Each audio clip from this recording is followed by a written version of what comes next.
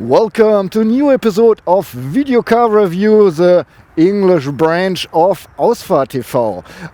Very welcome. Today we are in Bielefeld, my hometown, and I'm showing you the Alfa Romeo MiTo.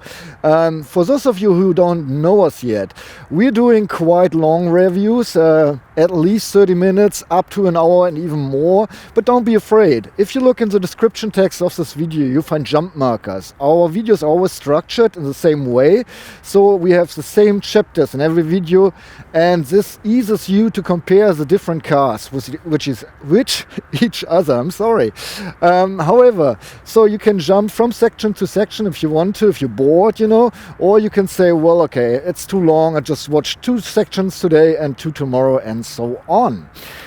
Besides that, in the description text of this video you find the technical specs for our test car as well, and if we have any reviews of the competitors of the Alfa Romeo MiTo. The MiTo was first introduced to the press in 2008. It got a little mid-cycle update in 2013, but we are still seeing here the first product generation.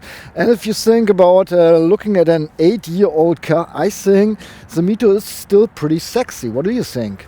Yeah, pretty sexy indeed. By the way, MiTo, the name is made out of Milano and Torino, the 2 Italian cities. Torino is the capital of Fiat, and Milano is where Alfa was founded.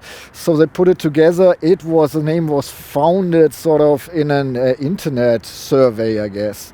Yeah, a little bit party cocktail knowledge, While growing up myself, I was sort of raised in an Alfa Romeo. Not really, actually, when I started thinking, my dad bought a Mercedes, but before that we had, I think, 2 Alfas in our family.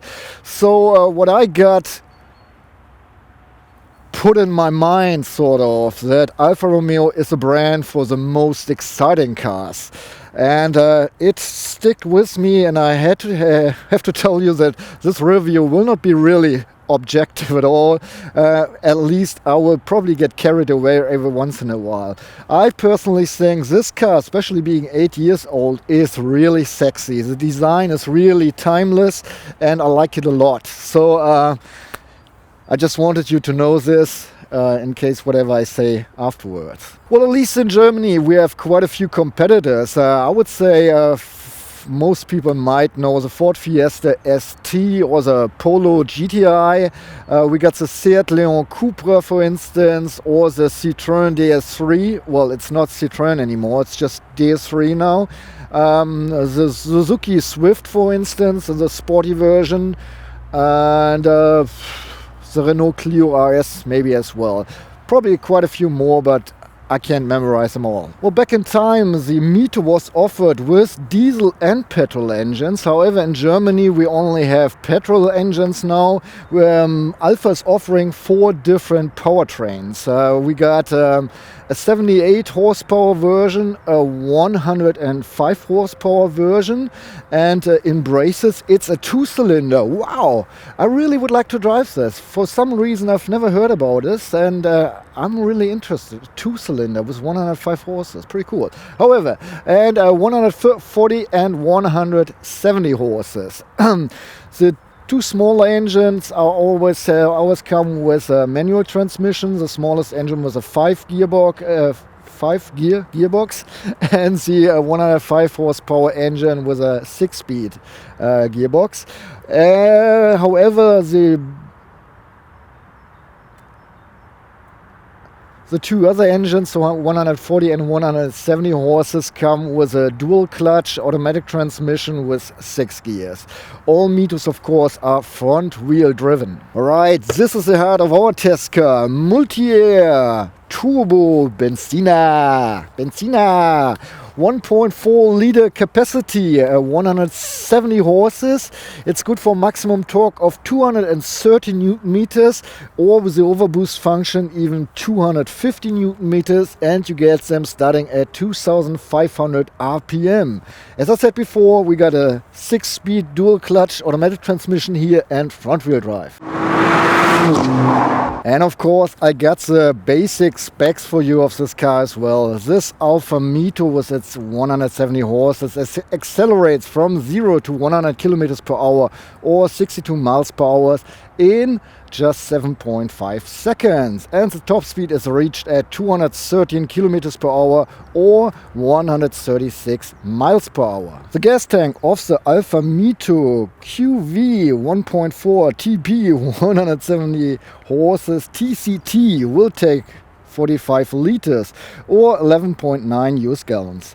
Alfa Romeo gives a fuel consumption figure of 5.4 liters for every 100 kilometers driven or 43.5 miles per US gallon, which means that under perfect conditions you can drive up to 830 kilometers or 510 miles without stopping for fuel. CO2 emissions for the Alfa Romeo MiTo should be 124 grams per kilometer, according to Alfa Romeo. The MiTo has a length of 4.06 meters or 160 inches, with a wheelbase of 2.51 meters or 99 inches. It is 1.45 meters high, so 57 inches, and 1.72 meters wide, so 68 inches. For the turning circle you need at least 11 meters or 36.1 feet of free space. The curb weight comes in at 1,245 kilograms or 2,745 pounds. The maximum loaded weight is 1,730 kilograms or 3,814 pounds. In Germany, our test car would cost around about 30,000 euros. Well, as you can tell, my English pretty much sucks, you know. It's maybe good enough so you can understand me, but my Italian is even worse. And so I have to, take my little note here. At least in Germany we got 5 different trim levels, and the one we have here is called Quadrifoglio Verde. Or, as I would say, Quadrifoglio Verde. Ah, good. Well, bene. What I was going to say is actually, once again, this car is 8 years old and I really, really like the design. Just look at the front, goes down the nose pretty much to the street, and the whole shape is just, for me at least, pure sex. Okay, next point, and this is what it really comes to. I was just saying how much I love this design, and Alfa's just doing it for me.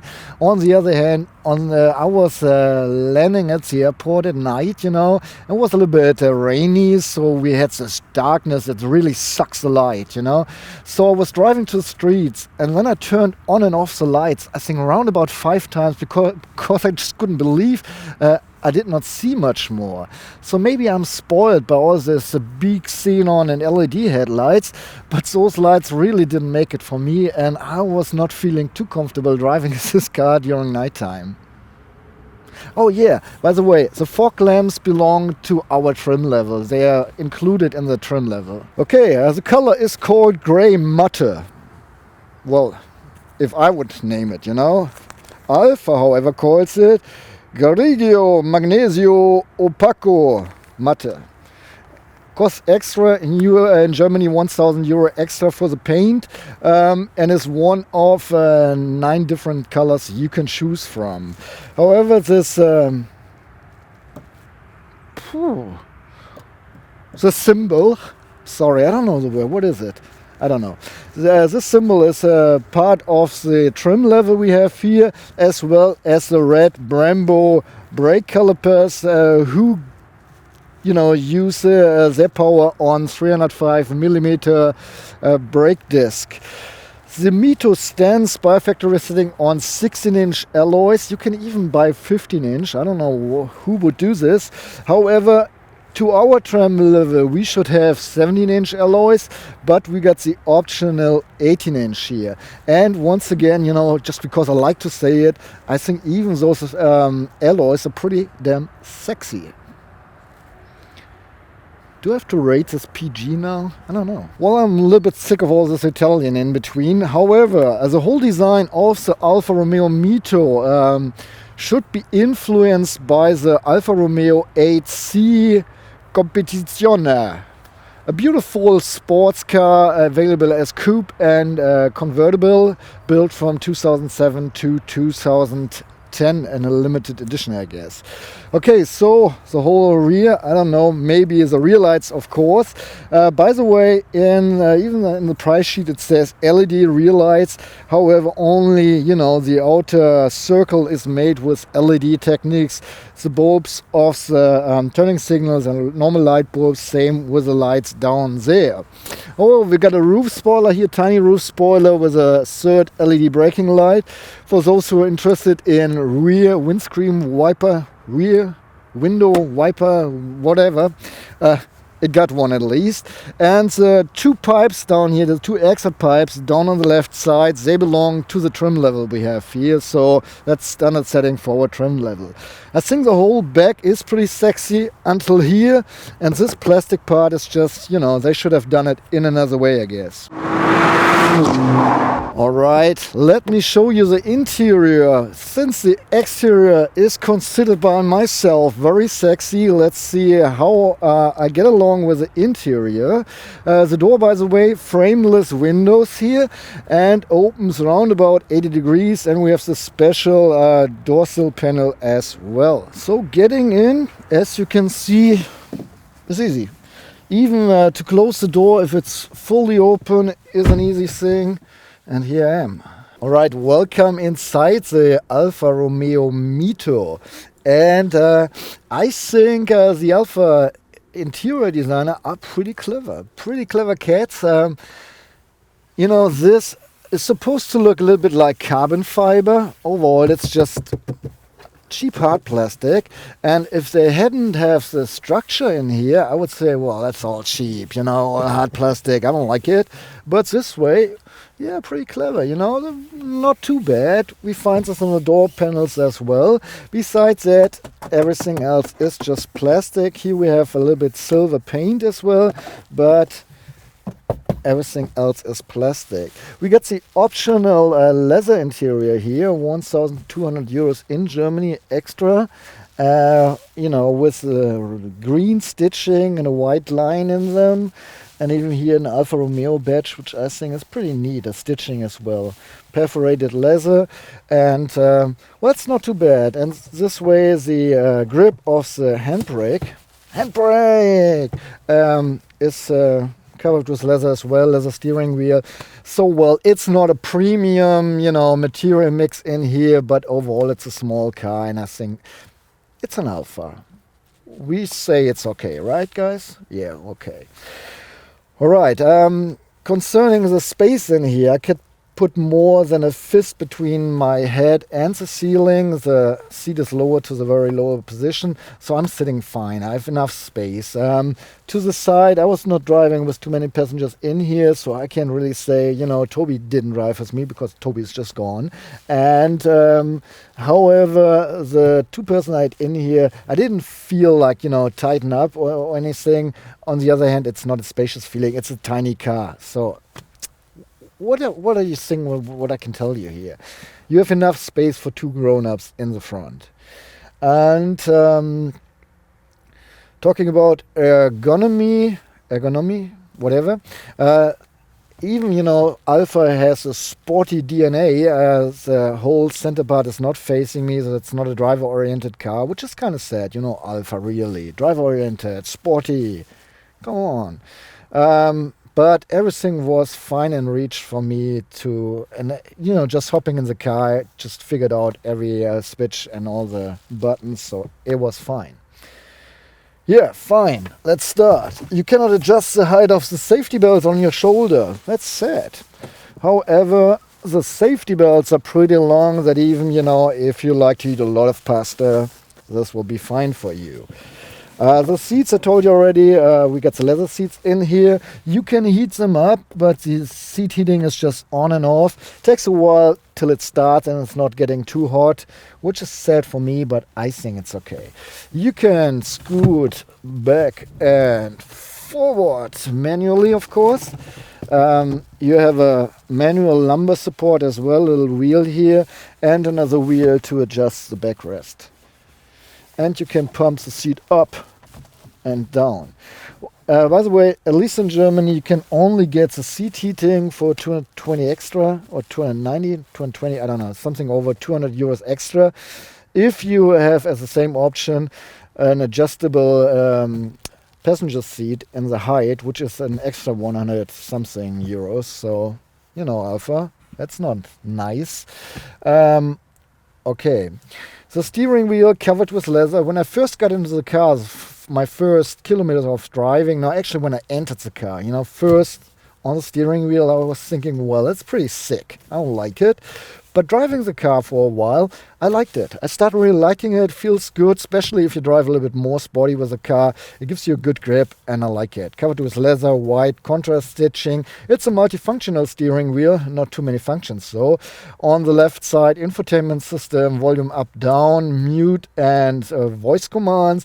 On the right side, up and down, stations, skip songs, whatever, and pick and hang up your phone. Once it's connected to the Uconnect. We got shifting pedals on both sides, of course. They're a little tiny ass thing, you know. You really have to reach in, sort of. They're riffled on the back, made out of plastic. They could be really a little bit bigger. I would appreciate larger shifting pedals at least. Yeah, didn't shift too much, I have to confess. All right. Looking in the mirrors, I like them. They're pretty sexy, like the whole damn car is damn sexy, really. PG-18, by the way? No, they're big enough and still have a nice shape. You see everything what's going on behind. Looking in the rear mirror here, in the inner rear mirror, I see the whole back rear window. The whole rear window. However, this is not really big, the rear window. And so is the mirror, pretty small too. There's no rear camera available. Moo, you know, I'm such a... Never mind. However, you get sensors in the back, and it's shown here in the rear as well, in the little display as well, once you encounter something that you have to watch out. Yeah. Oh, yeah. Turning my head around my shoulder. This is fine, I guess. The whole left side is fine. Going over the other shoulder, A pillar fine, B pillar fine. Even the seat is, you know, blocking a little bit of my view, but then the C pillar is really big and huge. So you got to be aware, you know, once you turn your head to check what's going on there, have a little view in the right rear mirror as well. This way it works. But still, it's pretty big back there. Okay, now let's check out the cockpit. So let me start the engine first so you see what's going on here. Yeah, that's the way it works. Off again. And ignition. On the left side we got the speedometer going up to 260 kilometers per hour, while the car top speed is reached at 219 kilometers per hour, so a little bit of waste. On the other side we got the RPM meter, or how the Italians say, the Geary meter, sort of, you know, Geary, whatever. Going up to 8,000 RPM, while the red range starts at 6,500, whatever. In between we have two little small gauges, Aqua for cooling water temperature, and Benzina to control how much fuel is still in there. In between we got this little force thing, you know, I forgot the word, I never knew it, I guess. And here we got the board computer, yeah, back to the 90s, guys. So we always see on the left side the time, the outside temperature, the setting of the headlights. This is really something. And the DNA thing is to show which driving program you're in. We have like 3 driving programs. However, we can switch here between different stuff, and I apologize for not putting it in English, but I didn't find the option. So this is average fuel for trip A, current fuel, and how much time you spend, and how much mileage you did. Oh, so I did 500 kilometers with the car. Good to know. And the whole thing again for, well, this is the date, the reach overall, and the trip A as well. For some reason, and I apologize, you can set the speed in here as well as digits. It's pretty small. I was annoyed by that. However, it's better to just look at the speedometer, but I cannot find how I put it in there. I really have no idea. It's a little bit embarrassing. I hope I will be able to, film it anytime later. And that's pretty much the cockpit. In the center we got a 5-inch Uconnect display for the infotainment system. This is really tiny, I mean, my iPhone seems to be bigger than that. Look at this, yeah. It really is. That's funny. However, it's part of the basic configuration of our trim level. Without the navigation part, you have to pay extra for the navigation part. And we don't have an ambient light in here. No ambient light, no roof, sunroof, but a horn, and I will honk it for you, of course. That's it. All right, here comes the compartment check. Well, the space in the door panels is really limited. This little tiny half-a-liter bottle fits in here, maybe a little bit bigger bottles, but I doubt that you really can fit a liter in here. Maybe if you, bend the bottle a little bit. However, at least there's some space for a wallet or something. On the left side from the steering wheel we have a little compartment. It's all full plastic, as well as a door panel compartment, all hard plastic. Nothing here so far. Here we get another cup holder in front of the stick from the transmission, the automatic transmission. This bottle fits in here, but it's all tightened up, and really it's shaking around even. You don't have any spaces in here. It's all hard plastics. And in front of it, you have another compartment, tiny one, hard plastic as well. Behind the stick, we got a 12-volt outlet. And under the handbrake, we have another little hard plastic compartment. Behind the handbrake, we got a USB port and an aux in. And here, as an option, this is optional, you can order an armrest. You can adjust it in height a little bit. Does this make sense? Well, maybe. And you can open it. You got a little storage in here. However, I don't know if you hear it, but it makes noises, and that's annoying for me. Well, this car ran 70,000 kilometers, almost 18. I don't know if I had a test car that has so much kilometers on it so far. But no noises in the car except here, so I wouldn't order the armrest, period. We got a gloves compartment, not really big, and if you have the board material in there or leave the board material in there, there's not much space for anything else. It's illuminated by a little light. We got, and now listen, sun visors on both sides with makeup mirrors. They even illuminated, but you have to turn on the lights manually, which is not too bad, but you have to turn it off manually as well. So don't get lost here. You might gonna waste some of your battery. Next to the makeup mirror, we have a little rubber band, so you can put some documents in here. The reading lights for the driver and the passenger, and together it's the entry light. Yeah, no handles here, I just realized. Well, we got 4 seats, but just 2 doors. Well, 3 sort of, however, I have to open this door again. There's a little handle on the driver's seat as well as on the passenger seat, so I can bend the backrest and push the seat forward just a little bit to get inside more easy. Okay, let's give it a try. I have to bend my head, of course, to get in here. Scoot back the seat. Okay, well, all right, sitting in the back. And as you see, I already spreaded my legs because if I put them here, I touch something which feels hard, not good. So this is a better way to sit. I can hardly put my flat hand between my head and the ceiling, and if I move my head back, you know, I bang against the ceiling. Same to the side. The driver's seat is put in my position. I'm 180 centimeters tall, so 5'11", and I say people my size, it's kind of painful to sit in the rear. You should be a little bit taller, smaller, not taller, of course. Besides that, we got the leather seats in the rear as well. They're formed out just a little bit, but not enough that you really have side support. And by the way, if I lean my head back, I start touching the ceiling before I can profit from the headrest. So really, you have to be a little bit more smaller. Looking around, we got cup holders here down in the, down here. No spacers either. There are bags in the rear of the front seats, nothing in the middle. We got Isofix hooks on both seats. Remember, we got the 4-seater. Even I give you all the figures from the 5-seater because I would buy a 5-seater.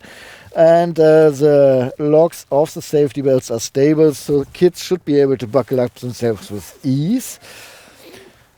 Well, this is sadly the whole length of the safety belts, so you better check if you can really buckle up a baby shelf or a child seat with this length. I kind of doubt it a little bit. We cannot roll down the windows. We got hooks on both sides for a jacket. No lights, no reading lights, no nothing. So it's pretty dark down here, back here. And overall, that's it. Alright, time to check out the trunk. Yes, it's a small car, however it has a trunk and I would like to show it to you. But before that, I would like to present the key to you. The rear side, nothing really special. On the front side, there's a kidney from Alfa with a Alfa logo on the top. And then we got unlock, lock and excuse me, open the trunk. If you press the Alfa badge, then the key comes out. Neat in red. Everything's fine. All right, and a warm welcome to the Mercedes-Benz design team. You know, when we were driving the S-Class Coupe, I was so disappointed, C-Class as well, that they didn't have a push button somewhere to open the trunk on the rear. Look, even Alfa, all you have to do is push against the logo, the Alfa logo. It's a little button. And, well, actually it's a big button. And here opens the trunk. Yeah, Mercedes, really. Okay, you have to lift your luggage almost 84 centimeters, so 33 inches up, and then it goes again down 33 centimeters or 13 inches. So loading the car is quite a challenge if you're not really strong. However, our mighty tripod case fits in here. And at least that was pretty surprising for me. We got 270 liters for our luggage here, which is 10 cubic feet. And now I would like to look inside with you guys. All right, let's remove the privacy blinds here real quick.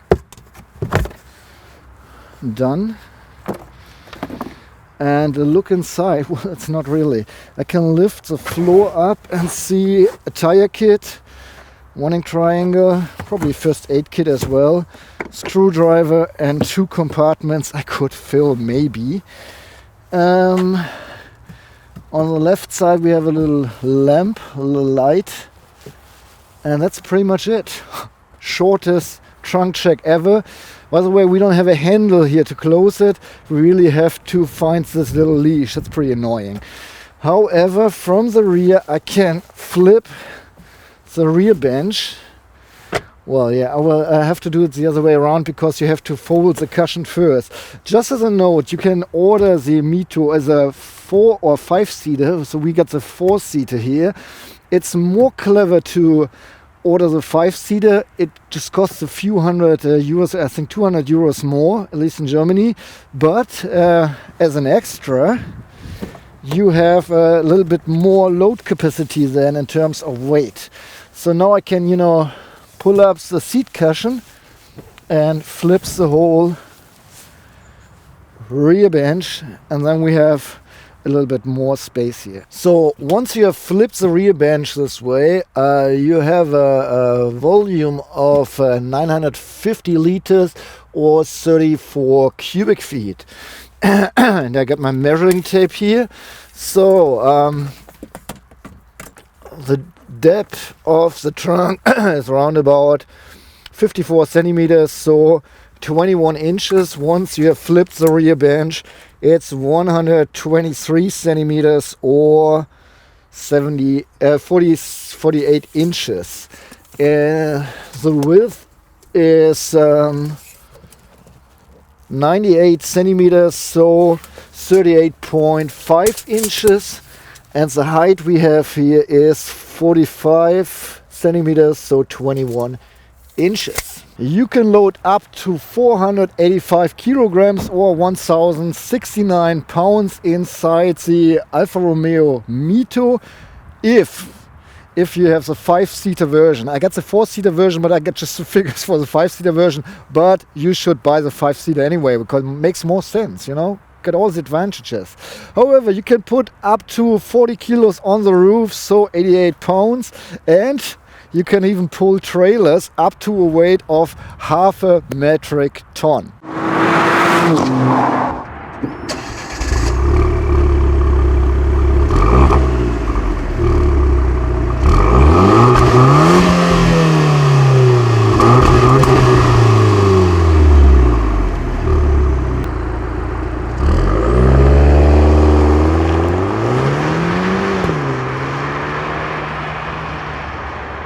Alright guys, coming to my driving impression here with the Alfa Romeo MiTo and its 170 horses.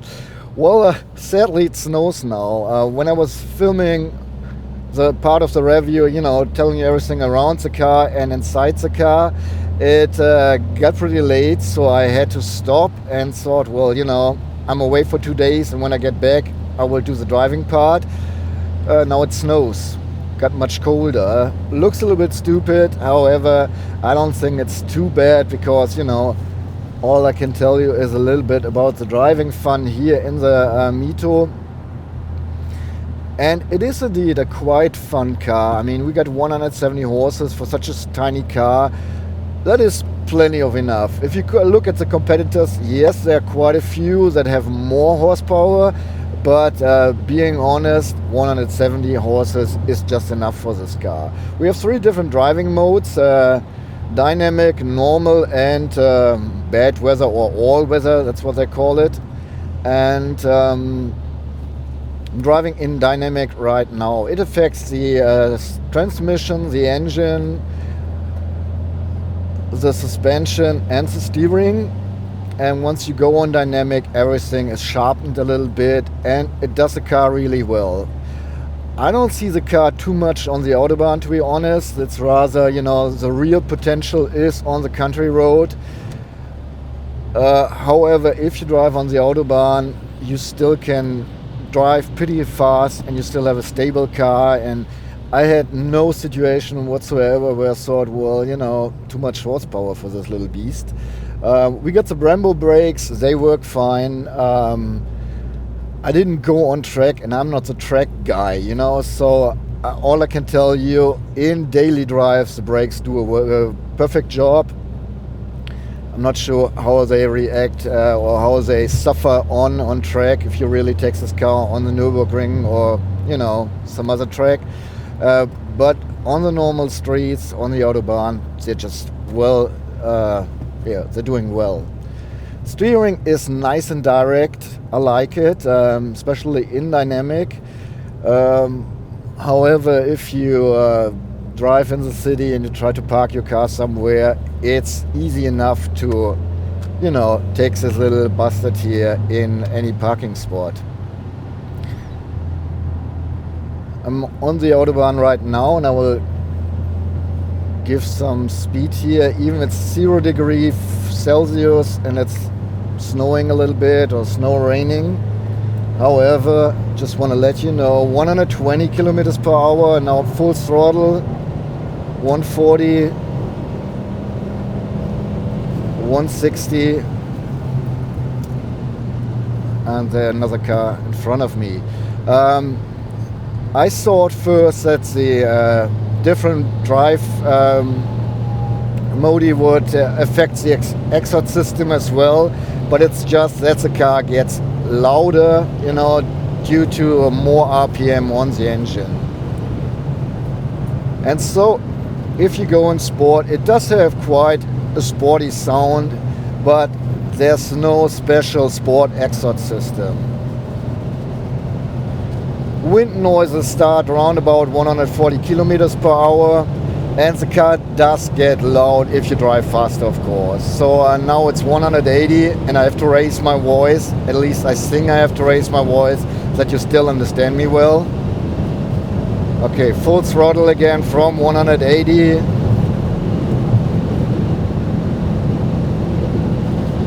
And it takes a while, yeah, to get to 200 kilometers per hour. And that's it. I release the throttle. So even on the Autobahn, you can go fast, but as I said, more potential on the country roads, where they put your car in dynamic whenever you want to overtake someone. And if you have your favorite road with all the corners, you know, curvy country road, that's my favorite here. You really can have lots of fun with this car. Braking hard in front of the corner, that's what the brakes are for, and then accelerating out of the corner. The transmission, it's a dual clutch automatic transmission and shifts well, shifts very fast. I can use it either with the shifting pedals, or I push the stick to the left and then I could go up and down like on a sequential automatic transmission. What I don't like too much, changing the driving modes, you really have to hold this switch here for a second. So hold, new program, hold, new program. And especially on country roads, when you're just cruising sort of, and then you decide, okay, I want to overtake this guy in front of me. I would rather have it just a switch and then it's on. Here you really have to wait until you change the program. The suspension, especially in dynamic, is nice and stiff, not too stiff, so it's not a real, sporty suspension. However, especially when you drive faster, it supports your way of driving. While if you go back in normal, it's comfortable enough to drive longer trips, even on roads that are not in such a good condition, without like really harming your back. Well, I don't have many assist systems. Actually, I don't know, maybe some basic stuff, but there's no lane keeping assist, no traffic sign recognition, no nothing. You can have as an option a cruise control that's not adaptive. So you do feel that the car is quite a few years old and they really haven't done much in terms of new technology inside the car. However, I think you guys who really want to drive and enjoy the ride don't bother about assist systems too much anyway. The infotainment system, well, yeah, it's here. As an option, you get Bose speakers. We don't have them here, so the regular speakers are just fine, for daily driving. If you're really into music and you enjoy listening to music loud, you might want to check out the Bose system, or think about, putting your own speakers in the car. And anything else? Transmission, brakes, steering. Oh, did I mention the steering? Yeah, I think I said so. Can't do it right now because road conditions are not too well, but from here to there it's possible, I guess. So once again, in sport, dynamic, and you see it's reacting just fine. Just as I thought, there's no one behind me and no one in front of me. So even that was not a clever move. I think you get an idea how good the steering reacts. Once again, difference in normal. The whole steering gets a little bit, slower. Overall, I can say I really enjoyed driving this little car. I had my fun. and you see it with the fuel consumption. Alfa says 6.5 liters. I say, well, I doubled the value almost, but this is really due to my driving. I think right now, while I was talking to you guys, this was the most peaceful ride I had with the car. The other time I was just going as fast as I could in a legal way. Alright guys, Mr. Z is coming to an end. Finally, you know, I'm old. No, seriously, I have 4 points I always sort of, you know, judge. So first of all, driving fun. Sum up. Yes, you only have 170 horses. There are other machinas in this category that have even more horsepower. Still, I think 170 horses are just fine for this car. It's a lot of fun for cornering, you know, and even on the Autobahn I had quite some fun. So fun, yes, indeed. Usage as a daily driver, well, you know, if I say I'm 20, you know, I would say, yes, everything's fine, but I'm not 20 anymore. So I'm 40 and I'm judging all the cars from my point of view. And I say some in the middle, because the trunk, you know, you really have to lift high and then you drop it down. It's small. You cannot really have passengers in the rear that are my size. And I'm average, you know, I'm an average guy. So I cannot sit in the rear, so I say no, that's not good. However, you know, for 2 people or just for single persons, this might be awesome for daily use as well. When it comes to comfort, I even say yes, because the rest comfort of this car is pretty nice, you know. Yes, in sport or dynamic, you can drive a little bit stiffer with the whole suspension, but with a normal setting, you're fine. The seats are fine, the suspension is all right. It's still a little bit stiff, but it's a sporty car overall. And if you buy a sporty car, you gotta be aware that the whole suspension is a little bit stiffer. So yes, I say it's okay. Fuel consumption. Driven around 500 kilometers with the car with a fuel consumption of 12.5 liters. Well, yeah, you know, Alfa claims a fuel consumption of 6.5 liters. But I have to admit, I really used this baby. You know, I had fun and I used it, and I didn't even try to drive efficient. So keep this in mind. I'm pretty sure that you can drive it with less than 10 liters for sure. But if you go sporty, that's a good value for you, a good number to calculate with, 12.5 liters. If you really go sporty all the time, but then keep in mind brakes and tires as well, you know. Well, I guess that's it. That were my 4 points. If you have any questions, if you have, you know, anything, just drop it down in the comment field. I'm delighted to read it. If you like the review, please donate a thumb up, because that motivates me. If you think this whole video car review thing, our English branch, you know, of Aus44 is doing good, you can support us even with money. Link below in the description as well. Tipeee and Patreon are the services we are providing, so you can send us money, you know. But you don't have to, of course. I would like to, if you really like this review and you want to share, do it on the yeah, I'm too fast. Please do it on the social networks like Facebook, Google Plus or Twitter. We always like this kind of sharing so we can grow our audience. And yes, of course, tell your mom, your dad, your brothers and sisters and all your colleagues about us, because we would really like to gain a little bit more traffic from around the world. That's it. I'm your host, Mr. Z. I'm saying goodbye, and I hope you're turning in back next time. Please make sure you subscribe to the new channel. See you later. Bye-bye.